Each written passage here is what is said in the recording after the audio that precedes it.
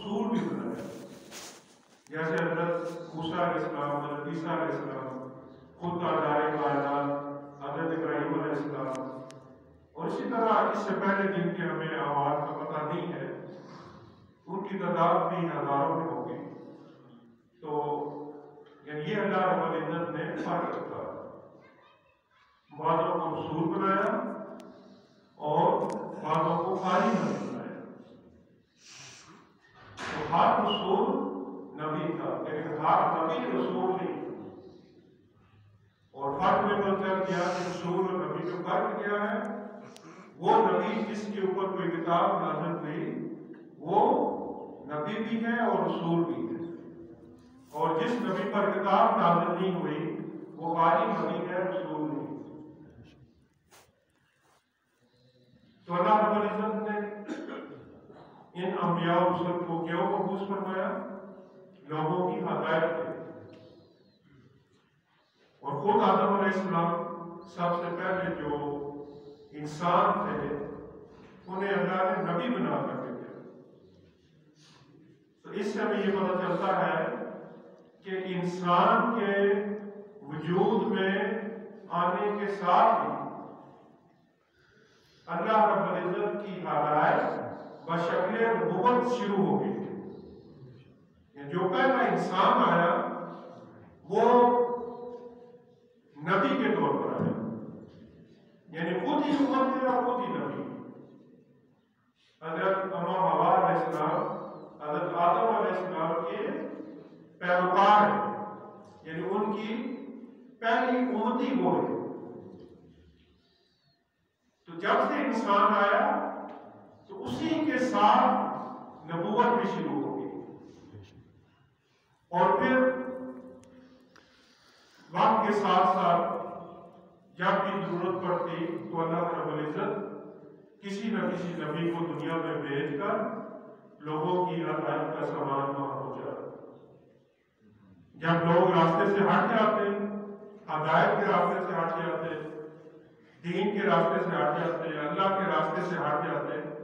تو اللہ رب العزت ان کی ہدایت کے لیے کسی اور نبی کو بھیج دیتے۔ اور ہم یہ پڑھتے ہیں کتب کے اندر ہے، احادیث مبارکہ میں بھی ہے کہ ایک وقت میں کئی انبیاء ہوتے تھے، اور ان انبیاء کے اپنے اپنے علاقے ہوتے تھے۔ یعنی ایک وقت میں 2 نبی بھی ہے، 3 بھی ہے، بے شمار نبی ایک وقت میں بھی آتے رہے، لیکن ان کے علاقے اپنے اپنے ہوتے تھے، اور یہ سلسلہ چلتا رہا تاکہ حضور علیہ السلام تک آ کر یہ سلسلہ نبوت ختم ہو گیا۔ اور حضور علیہ السلام کی ذات اقدس تمام کائنات کے لیے نبی بن کر رہے تھے، اور آپ کی نبوت کا جو دائرہ کار ہے وہ آدم علیہ السلام سے شروع ہوتا ہے، اور آپ علیہ السلام کے دور تک اور پھر قیامت تک آنے والے ادوار تک آپ کی نبوت کا دائرہ کار ہے۔ یعنی جب سے انسان پیدا ہوا ہے تب سے اللہ رب العزت نے اس انسان کو حضور علیہ السلام کی نبوت میں رکھا ہے۔ یعنی آقا علیہ السلام باقی انبیاء کے زمانے تھے، ان کے مقام تھے، ان کے علاقے تھے کہ وہ اپنے علاقے تک ان کی نبوتیں ہوتی تھی، اپنے زمانے تک ان کی نبوتیں ہوتی تھی، اور ان کا دور ختم ہوا، نیا نبی آ گیا۔ لیکن حضور علیہ السلام کی نبوت ابھی یعنی انسانیت کو پیدا بھی نہیں کیا گیا، ابھی ارواح تھی۔ تو قرآن پاک میں یہ ملتا ہے کہ اللہ رب العزت نے تمام انبیاء کی روحوں کو جمع کیا اور ان سے وعدہ لیا کہ اے گروہ انبیاء کی ارواح، میں تمہیں دنیا میں نبوتیں عطا کروں گا اس شرط پر کہ تم میرے اس نبی محمد صلی اللہ علیہ وسلم پر ایمان لاؤ اور دنیا میں جا کر ان کی مدد کرو۔ اس ہمیں یہ پتہ چلتا ہے کہ آقا علیہ السلام کی نبوت کا دائرہ کار تھا وہ اگر یوں کہا جائے کہ اس دنیا کے وجود میں آنے سے پہلے سے تھا، عالم ارواح سے. اور پھر جب آدم علیہ السلام دنیا میں تشریف لائے تو آدم علیہ السلام کو جو نبوت ملی وہ آقا علیہ السلام کی نبوت پر ایمان لانے کی وجہ سے ملی. اس کا 1,24,000 جو نبی جو رسول آتا رہا وہ خود نبی ہوتا تھا، خود رسول ہوتا تھا، لیکن اسی وقت وہ تاجدار کائنات صلی اللہ علیہ وسلم کی نبوت اور رسالت پر ایمان بھی رکھتا اور اپنی امت میں، اپنے لوگوں میں، اپنی قوموں میں آ کر وہ انبیاء اور رسل جہاں یہ تبلیغ کرتے تھے کہ اللہ کی ذات ایک ہے، اللہ کا دین اسلام ہے، اسی کی عبادت کرو، بتوں کی عبادت چھوڑ دو، اس تبلیغ کے ساتھ ساتھ وہ انبیاء اور رسل اس بات کی بھی تبلیغ کرتے تھے کہ ہمارے بعد ایک نبی آنے والا ہے، اس کا نام محمد ہوگا صلی اللہ علیہ وسلم، اور اس پر لوگوں ایمان لانا. اگر ہمارے دور میں آ گئے تو اسی دور میں ایمان لے آنا، اگر آپ ہمارے جانے کے بعد آ گئے تو بعد میں ایمان لے آنا. یعنی ہر نبی کی یہ ڈیوٹی تھی کہ حضور علیہ السلام کی نبوت کا اعلان کر کے جائے، لوگوں کے ذہن بنا کر جائے، لوگوں کو تیار کر کے جائے. اور ہمیں یہ کتب کے اندر چیزیں ملتی ہیں کہ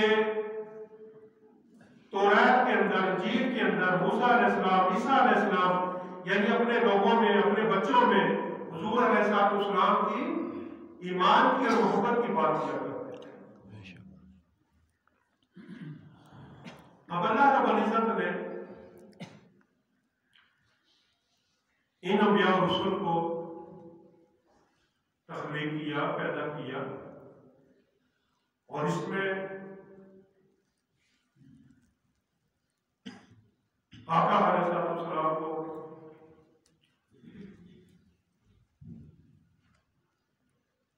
رسالت عطا فرمائی، نبوت عطا فرمائی، اور 1400 سال پہلے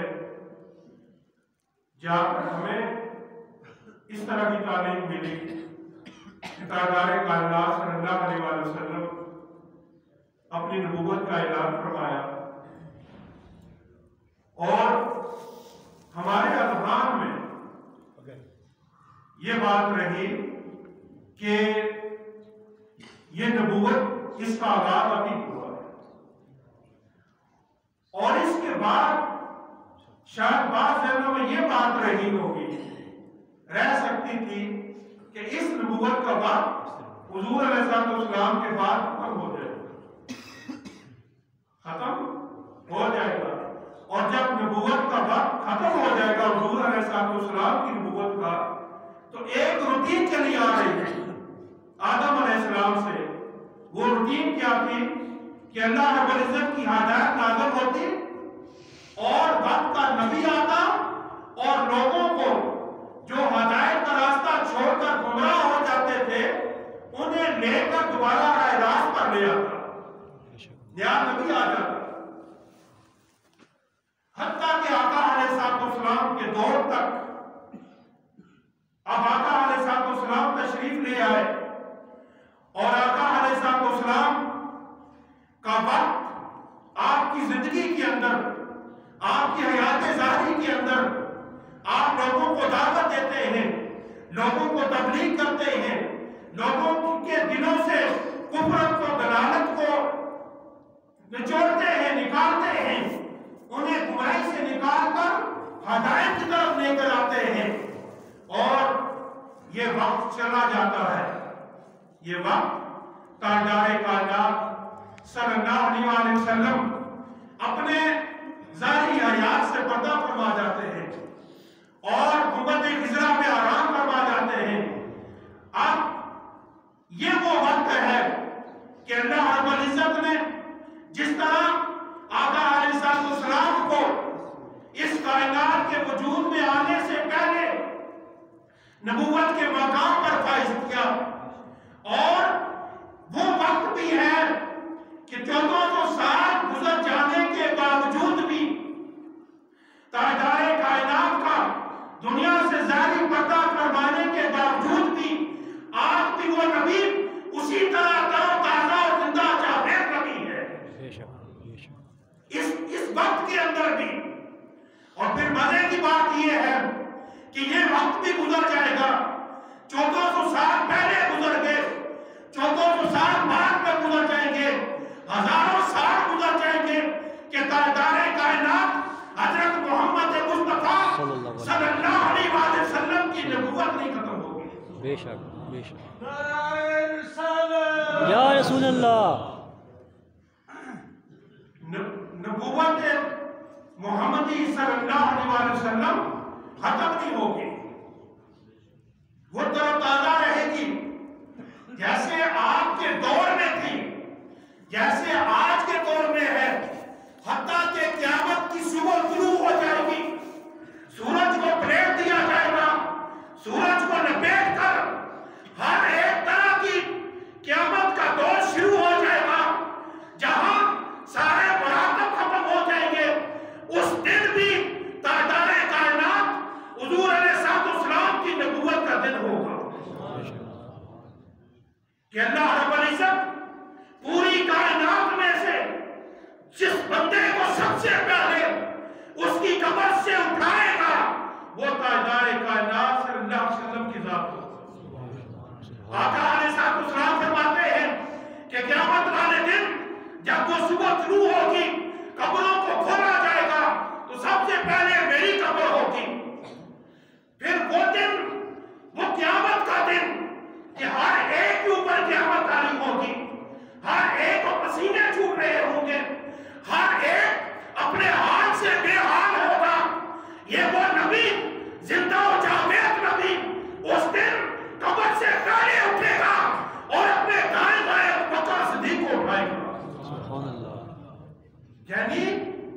नबूवत का वक्त खत्म नहीं होगा। नबूवत एक मर्तबा है ना, अल्लाह रब्बुल इज्जत ने अता किया और वो हर एक नबी को अपने हस्बे हाथ मिलता रहा, हर एक के वक्त खत्म होते रहे, हर एक के जमाने खत्म होते रहे, ना खत्म हुआ ना खत्म होगा। ताजदारे कायनात सल्लल्लाहु अलैहि वसल्लम की नबूवत का वक्त खत्म नहीं होगा।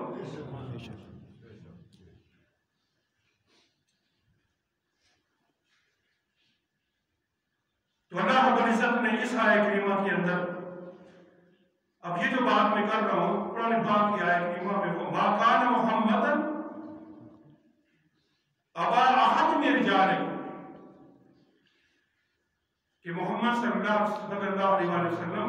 आपके मर्दों में से किसी के बाप नहीं है। फिर फरमाया वला के रसूल अल्लाह, लेकिन वो अल्लाह के रसूल है। फिर फरमाया व खातमन नबीयीन, और वो नबियों के सिलसिले को खत्म करने वाले हैं। यानी आपके बाद अब किसी नबी ने नहीं आना है। जब किसी नबी ने ही नहीं आना है फिर रसूल कैसे आएगा? ना रसूल आएगा ना नबी आएगा। आदम मोहतरम, अल्लाह रब्बुल इज्जत ने ये सूरह अहज़ाब की आयत नंबर 40 उसके अंदर ये फरमाया गया कि हुजूर अलैहिस्सलाम की जात खातम है नबियों के, यानी आपके ऊपर आकर अब जो सिलसिला नबूवत था उस पर मोहर लग गई है। अब आपके बाद कोई बंदा नबी नहीं हो सकता क़यामत तक। क्यों? कि अल्लाह रब्बुल इज्जत ने आपको खातम बना के, खातम का माना एक मोहर लगाना भी है, स्टेप लगा देना। जब कोई लेटर लिखते हैं तो उसके आखिर में स्टेप लगा देते हैं, बात अब इससे आगे कुछ नहीं। तो ताजदारे कायनात सल्लल्लाहु अलैहि वसल्लम फरमाते हैं कि मेरी हैसियत ऐसी है अंबिया और रुsul में, मिलल में, अक़वाम में, कौमों में, اور وہ کیا ہے کہ کسی نے بہت شاندار بلڈنگ تعمیر کی اور اس میں ایک اینٹ کی جگہ خالی چھوڑ دی، اور ملت آتی رہی، قومیں آتی رہی، انبیاء آتے رہے، رسول آتے رہے، سارے آ کر دیکھتے رہے، اور ہر کوئی دیکھتا کہ یہ ایک اینٹ کی جگہ خالی ہے۔ آقا علیہ السلام نے یہی مثال بیان فرمائی، فرمایا میں وہ آخری اینٹ ہوں، اب یہ عمارت تعمیر ہو گئی ہے، یعنی اب میرے بعد کسی نبی نے نہیں آنا ہے۔ ہمارا یہ ایمان ہے کہ حضور علیہ السلام آخری نبی ہیں اور آپ کے بعد کسی نبی نے نہیں آنا ہے۔ اور ہمارے مسلمانوں کے اندر بعض فرقے، مسلمان کو نہیں کہہ سکتے، کافر کہیں گے، بعض لوگ ایسے یعنی بےہودہ قسم کے ایمان والے موجود ہیں جو یہ ایمان رکھتے ہیں کہ حضور علیہ السلام کے بعد بھی کوئی نبی آ سکتا ہے، قادیانی۔ اور اب جو مسئلہ شروع ہوا ہے، میں 2 منٹ فاتو لے رہا ہوں، یعنی اب چیف جسٹس پاکستان قاضی فائز عیسیٰ صاحب نے یعنی ایک وہ قانون کی شکل بنائی ہے، فیصلہ کی ہے کہ قادیانیوں کے اوپر پاکستان کے قانون آئین کی 295C جو شک ہے، اس شک کے مطابق قادیانیوں پر یہ پابندی تھی کہ وہ اپنے آپ کو مسلمان ڈکلیئر نہیں کر سکتے، وہ اپنی عبادت گاہ کا نام مسجد نہیں رکھ سکتے، وہ قرآن پاک کی اشاعت نہیں کر سکتے۔ آج جسٹس صاحب نے یعنی یہ فیصلہ دے دیا کہ ہر ایک کو مذہبی آزادی ہے، لہذا انہیں بھی مذہبی آزادی ہے کہ جو چاہے کر سکتے ہیں، جبکہ پاکستان کے آئین میں 1984 میں ڈاکٹر طارق قادری صاحب نے یہ پاکستان کی قانون بنوایا تھا۔ اس وقت کی جو شرعی کورٹ تھی، عدالت تھی، اس عدالت میں 6 گھنٹے خطاب کیا تھا، 6 گھنٹے خطاب کر کے قادیانیوں نے رٹ دائر کی تھی کہ ہمیں بھی اپنی عبادت گاہ کے نام مسجد رکھنے دیا جائے، ہمیں بھی اپنے دین کی اشاعت کرنے دی جائے۔ تو ڈاکٹر طارق قادری صاحب نے اس دور 1984 میں فاقی شرعی عدالت میں 6 گھنٹے دلائل دے کر، شاید وہ کیسے قاضی رئیس احمد قادری علیہ رحمہ کی لائبریری میں موجود ہوں گی، وہ خطاب کیا اور پاکستان کا یہ جو قانون ہے 295C یہ بنوایا تھا کہ قادیانیوں کو کسی بھی حال میں مسلمانوں کے جو شاعر ہیں انہیں اپنانے کی اجازت نہیں ہے۔ ایک وہ اپنے آپ کو مسلمان نہیں کہہ سکتے، وہ قرآن کو اپنی کتاب نہیں کہہ سکتے، وہ اپنی عبادت گاہ کا نام مسجد نہیں رکھ سکتے، یعنی جو مسلمان اپنے شاعر رکھتے ہیں وہ عین بعین ہی قادیانی استعمال نہیں کر سکتے۔ آج جسٹس صاحب نے یہ قانون بنایا اور یہ فیصلہ دیا کہ وہ ایسا کر سکتے ہیں، جو کہ سراسر پاکستان کے قانون کے بھی خلاف ہے، دین اسلام کے بھی خلاف ہے، قرآن و سنت کے بھی خلاف ہے۔ اور آج سے پہلے تک یعنی قادیانی ہمارے صفحہ موجود ہیں، لیکن وہ اپنے آپ کو برسر عام مسلمان نہیں کہتے تھے، اور اب نے کیا ہوگا، وہ قرآن پاک چھاپیں گے اور اپنے معنی کے ساتھ چھاپیں گے، اپنی جو ان کی ضرورت ہوگی اس کے مطابق وہ آیتوں کی تشریح کریں گے۔